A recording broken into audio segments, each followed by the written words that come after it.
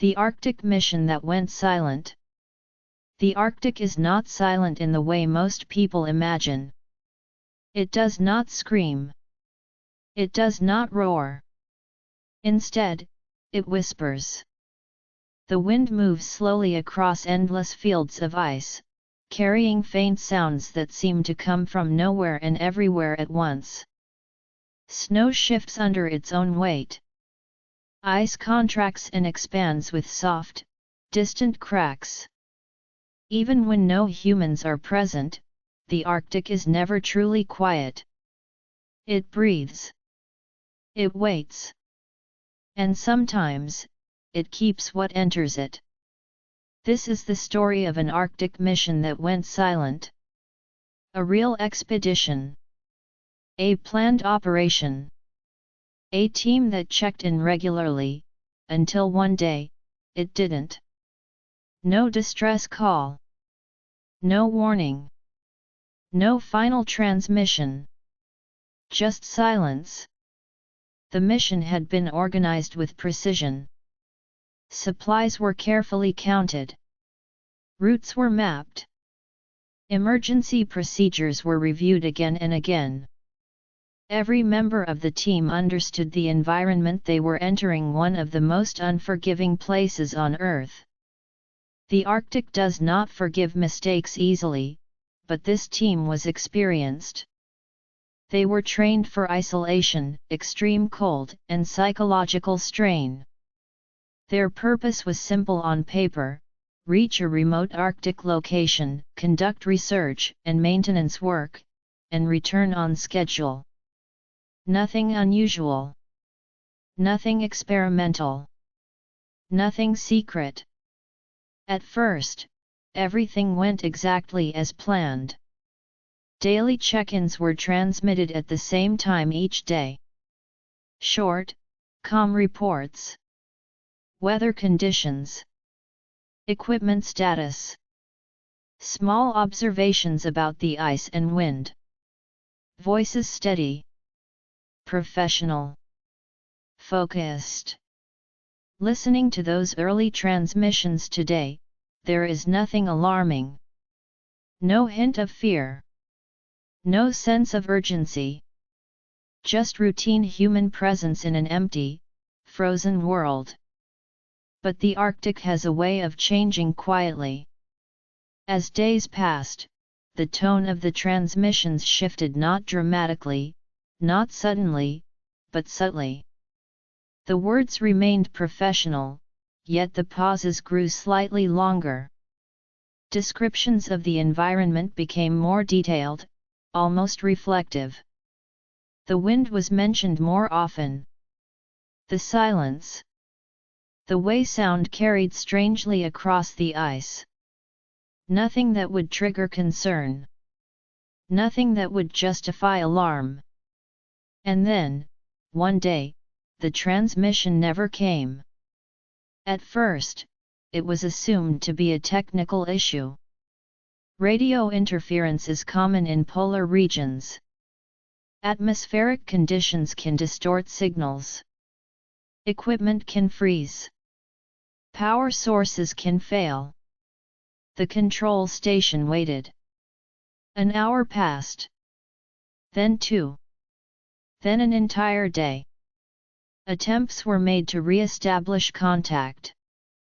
Repeated calls were sent out across the frozen airwaves. The radio crackled softly, returning only static and the faint hum of empty frequencies. No response. Still, no immediate panic. Arctic missions are built with redundancy. Teams are trained to operate independently if communication fails. Silence, for a short time, is not unusual. But silence stretches differently in the Arctic. When the second day passed with no contact, concern deepened. Weather reports showed no major storms in the region. No solar activity strong enough to block communications for that long. No explanation that fit neatly. By the third day, the silence could no longer be ignored. a decision was made to launch a search operation. The rescue team understood what this meant. They were not responding to a distress call. They were entering a place where a fully equipped Arctic mission had simply gone quiet. As aircraft moved north, the landscape below transformed into a monochrome world of white and pale blue. Endless ice. No roads. No landmarks. Just frozen terrain stretching beyond the horizon. From above, everything looked calm. Too calm. The coordinates of the mission site were reached without difficulty. The aircraft circled slowly, scanning the surface. Structures were visible. Equipment appeared intact. There were no signs of explosion, collapse, or fire. The base was still there. But there was no movement. When the rescue team landed, the first thing they noticed was the sound, or rather, the lack of it. No engines running. No generators humming. No voices carried by the wind. Only the soft crunch of boots on snow and the distant whisper of ice shifting far away. Approaching the main structure, they expected resistance from the cold air spilling outward.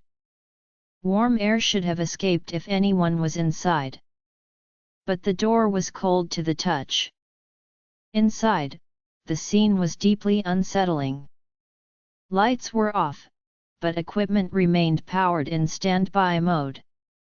Personal belongings lay exactly where they had been left. Gloves rested on tables. Notes were pinned to boards. A mug sat half-filled, frozen solid. It looked as if the team had simply stood up, and never returned. No signs of struggle. No blood. No damage. Just absence. Sleeping quarters were undisturbed. Beds partially unmade, as if someone had risen briefly. Clothing hung neatly along the walls. Boots stood in pairs near the entrance, some unused. Food supplies were plentiful. Heating systems were functional. Emergency shelters had not been deployed. Nothing suggested evacuation. Nothing suggested panic. Outside, the snow around the base told the same story. No clear tracks leading away. No signs of a group moving together. Wind had drifted lightly across the ground, but not enough to erase everything. If people had left, there would have been signs. But the Arctic showed none. The rescue team documented everything carefully. Photos. Notes. Measurements. Time stamps. They moved slowly, methodically, aware that any detail might matter. Yet the deeper they searched, the more disturbing the picture became. Every piece of evidence suggested that the mission had ended not with disaster, but with interruption. A moment frozen in time. And the silence surrounding the site felt heavy, not empty, but full. As if the Arctic itself had closed around the mission, sealing it away. That night, as the rescue team settled into temporary quarters nearby, the wind intensified. It moved across the ice in long, steady currents, producing low, distant tones that sounded almost like voices carried across vast distances. Some members reported difficulty sleeping.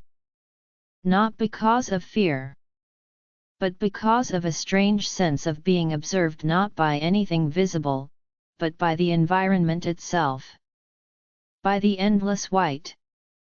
By the silence pressing inward. The Arctic does not announce when it takes something. It simply absorbs it. And whatever happened to this mission, happened quietly.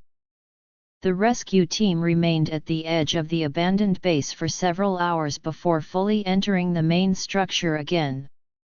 Not because they lacked discipline or courage, but because something about the place resisted intrusion. It felt less like an empty facility and more like a moment paused, waiting to be disturbed. The Arctic has a way of amplifying emotion. In cities, sound fills space and distracts the mind. Here, silence stretches and presses inward. Every breath becomes audible. Every movement feels deliberate. Even thoughts seem louder. As the team resumed their inspection, they began to notice details that had not stood out at first. Inside the communications room, logs were neatly maintained.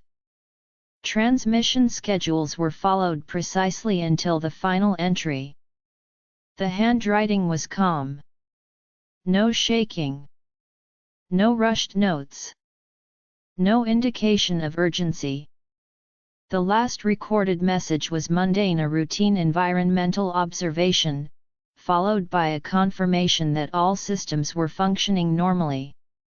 No farewell. No warning. No request for assistance. The timestamp indicated it had been written less than an hour before the final scheduled check-in that never occurred. One of the rescue team members traced the edge of the notebook with a gloved finger, as if expecting to feel warmth still lingering in the paper. Of course, there was none.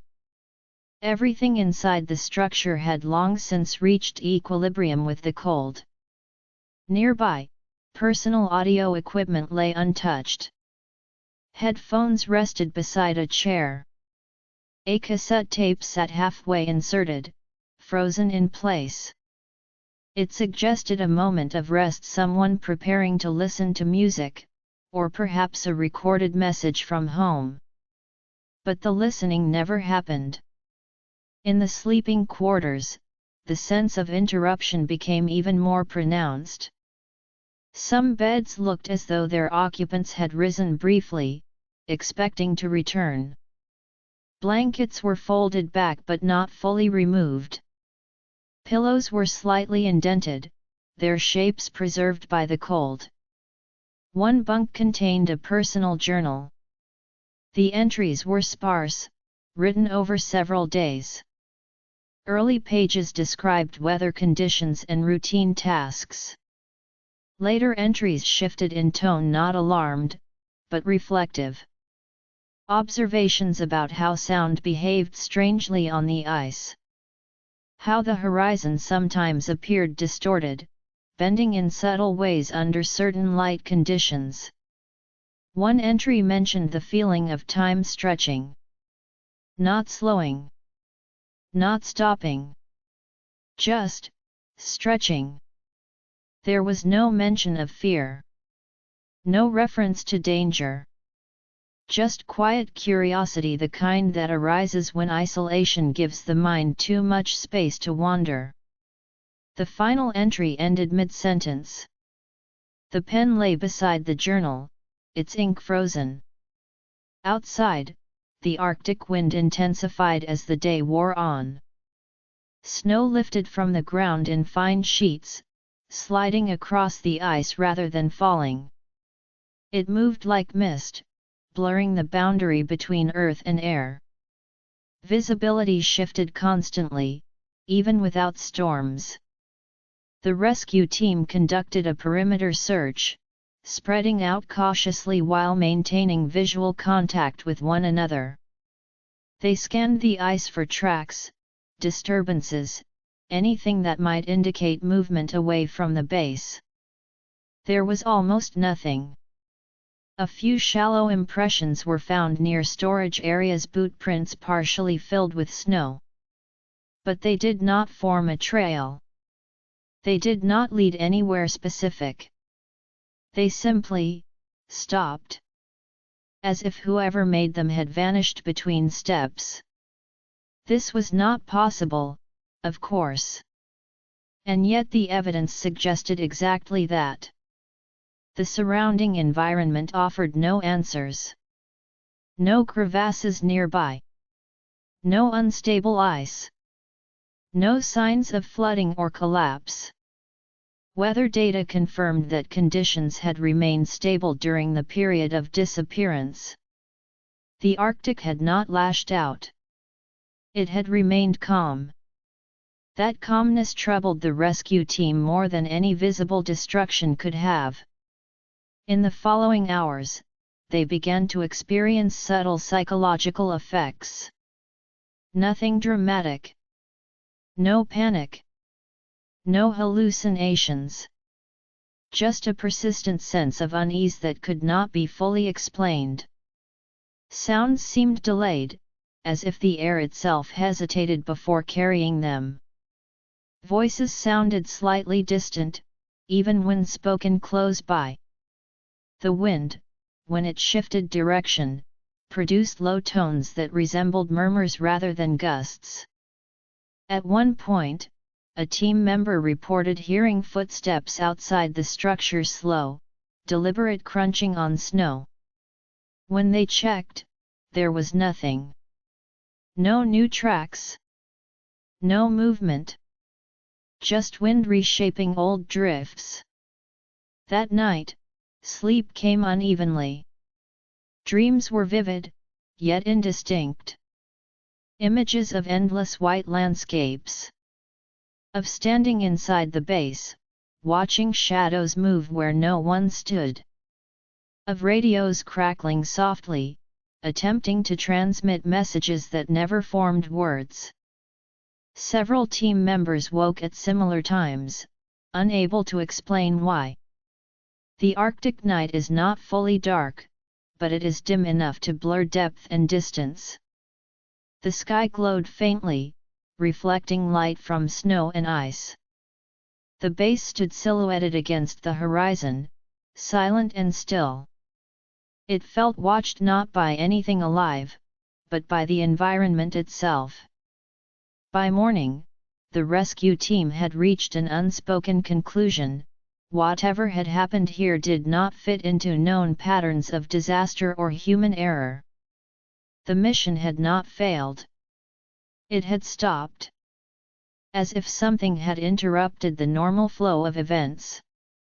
Before leaving the site, the team placed markers, secured equipment, and documented every remaining detail. Official reports would later describe the incident using careful, restrained language. Phrases like unexplained absence and no evidence of evacuation. But among themselves, the team spoke more honestly. They spoke of the silence. Of the feeling that the Arctic had closed over the mission like water over a submerged object. And of the unsettling thought that whatever caused the Arctic mission to go silent, had left no trace because it never needed to. The official investigation began weeks after the rescue team returned south, yet in many ways, it had already stalled before it truly began. Reports were filed, photographs analyzed, logs reviewed again and again, but each pass over the evidence produced the same conclusion: there was nothing missing except the people themselves. Authorities approached the case with caution. Arctic missions are expensive, dangerous, and rare. Any unexplained disappearance demands answers, but this one resisted classification. There was no disaster to analyze, no mechanical failure to trace, no environmental event to reconstruct. The base had functioned exactly as designed. Power systems were stable. Heating units were operational. Communication equipment showed no faults. The mission had not gone silent because it could not speak. It had gone silent because no one was left to speak. Investigators reconstructed the final days with painstaking care. They studied weather patterns hour by hour. Satellite imagery was reviewed for anomalies. Air pressure, temperature fluctuations, solar activity all fell within expected ranges. Nothing unusual. Personal records were examined next. Journals. Notes. Audio logs. These offered glimpses into the mindset of the team, but no clear warning signs. No references to conflict. No indication of fear. No evidence of paranoia or breakdown. If anything, the records suggested calm professionalism. And that calm was deeply unsettling. One analyst remarked that disasters usually leave fingerprints, small irregularities in behavior, tone, or routine. Here, routine had been followed with near-perfect precision until it simply ended. The last confirmed action was ordinary. That fact haunted everyone involved. As months passed, subtle patterns emerged not in evidence, but in people. Members of the rescue team reported lingering effects. Difficulty sleeping. Heightened sensitivity to silence. A discomfort in open, empty spaces. Some described recurring dreams of the Arctic base, unchanged yet somehow watching them. Others avoided cold environments entirely, unable to articulate why. Psychologists attributed these effects to stress exposure and isolation trauma, yet even they admitted the case was unusual. Typically, trauma is tied to danger or loss. Here, the loss had no moment. No climax. No event to process. The mind struggled to accept absence without cause. Several theories were proposed, each carefully evaluated and ultimately set aside. One suggested that the team had left voluntarily, perhaps due to an unseen environmental threat. But there were no tracks. No missing supplies. No evidence of preparation. Another proposed sudden illness, carbon monoxide poisoning, toxic exposure, or unknown pathogens. But there were no bodies. No signs of collapse. No medical indicators in the logs. A third theory involved environmental phenomena, sudden magnetic disturbances, rare atmospheric events, or ice-related anomalies. These could disrupt instruments, but not erase human presence. Each explanation failed not because it was impossible, but because it required evidence that simply did not exist. The Arctic had preserved everything else. Why not this? Years later, independent researchers revisited the site. By then, snow had shifted, and some structures showed signs of weathering, but the essential scene remained intact. Objects were still where they had been left. The sense of interruption still lingered. One researcher noted that stepping into the base felt like entering a memory rather than a location. A memory with no owner. Silence inside the structure was described as heavy, almost textured. Not empty, but full of expectation. At night, wind passed through vents and seams, producing low tones that resonated inside metal walls. The sound was not loud, but persistent. It carried easily in the still air, blurring the line between natural noise and imagined signal. Radios left on at low volume picked up nothing but static.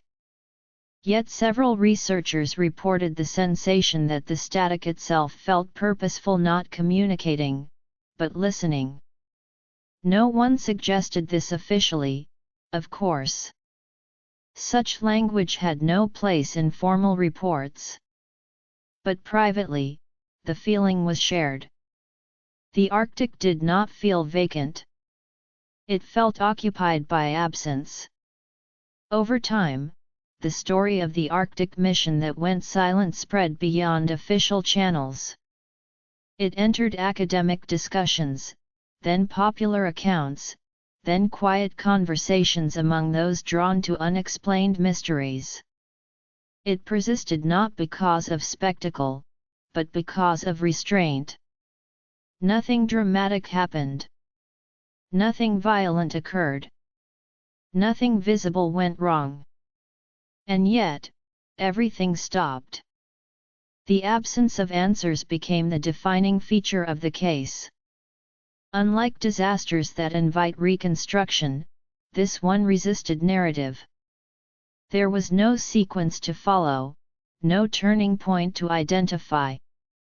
Just a smooth, uninterrupted line of normality, ending abruptly in silence. Some researchers suggested reframing the mystery. Instead of asking what happened, they asked what did not happen. There was no alarm. No evacuation. No last stand. The mission did not react. It simply ceased. That realization shifted the tone of later discussions. The Arctic was no longer seen merely as a harsh environment, but as a context where normal assumptions about cause and effect might not apply in the same way. Time behaves differently there. Sound behaves differently. Distance behaves differently. Perhaps events do too. Those who study polar regions often speak of scale, the vastness that reduces human presence to something fragile and temporary. In such a place, disappearance does not need drama. It can be quiet, efficient, complete. The Arctic does not need to destroy. It only needs to outlast. As interest in the case faded from headlines, it remained alive in quieter spaces in the minds of researchers, explorers, and listeners drawn to unresolved silence. Each retelling stripped away speculation, leaving behind the same stark facts. A mission entered the Arctic. It functioned normally.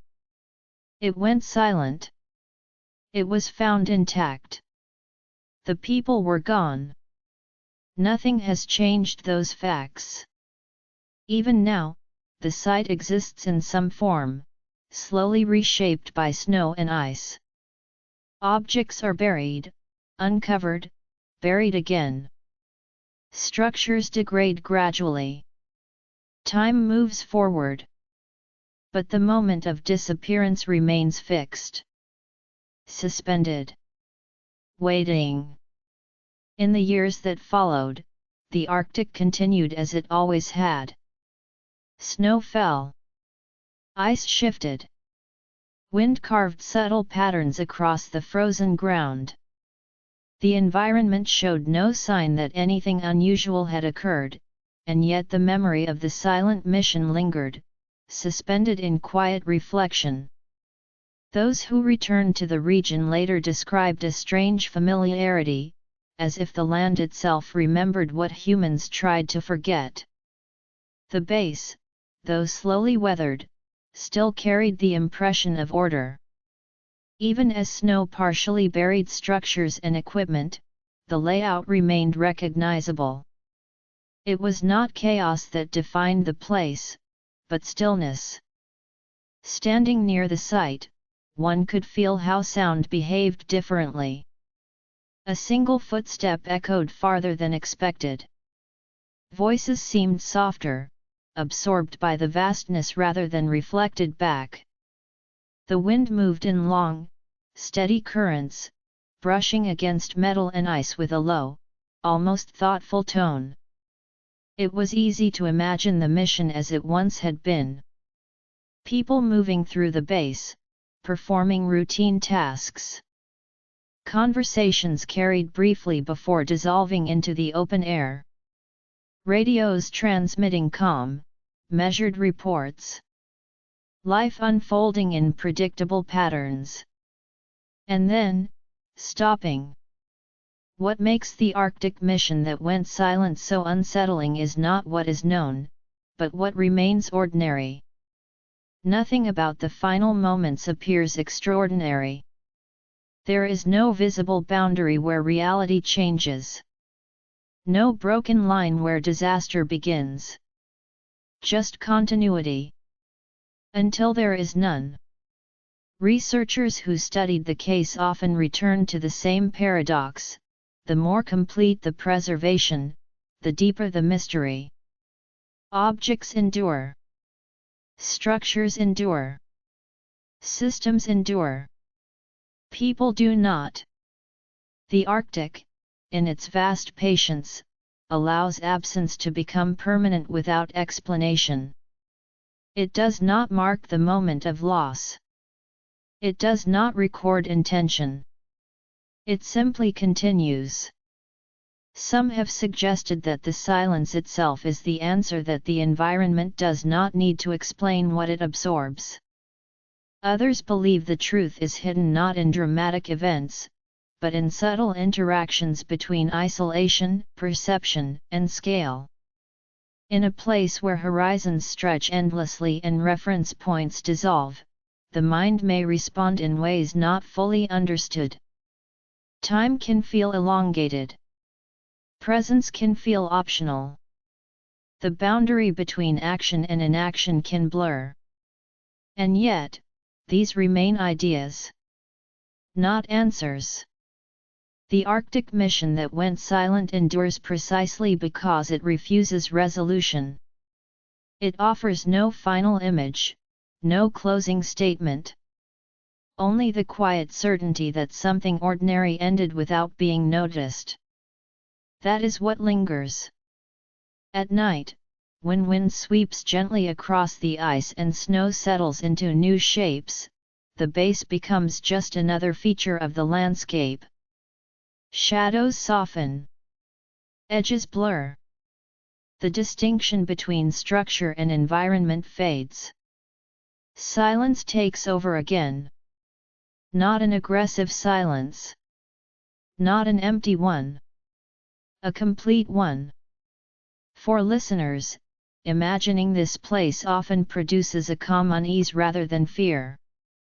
There is no threat chasing, no danger approaching. Only the awareness that absence can exist without warning, that life can pause without ceremony. This is why the story works so well for quiet reflection. It does not demand attention. It invites it. As your thoughts slow, imagine the Arctic as it is now. Vast. Pale. Endless. Snow drifting softly across the ground. Wind moving steadily, never hurried. A base standing quietly, holding the shape of human presence without the people themselves. Nothing moves quickly here. Nothing changes suddenly. The mystery remains not because it resists investigation, but because it does not need explanation to persist. And so the Arctic keeps its silence. The mission remains unanswered. And the world, far away, continues unaware of the moment that disappeared into the cold, never to return.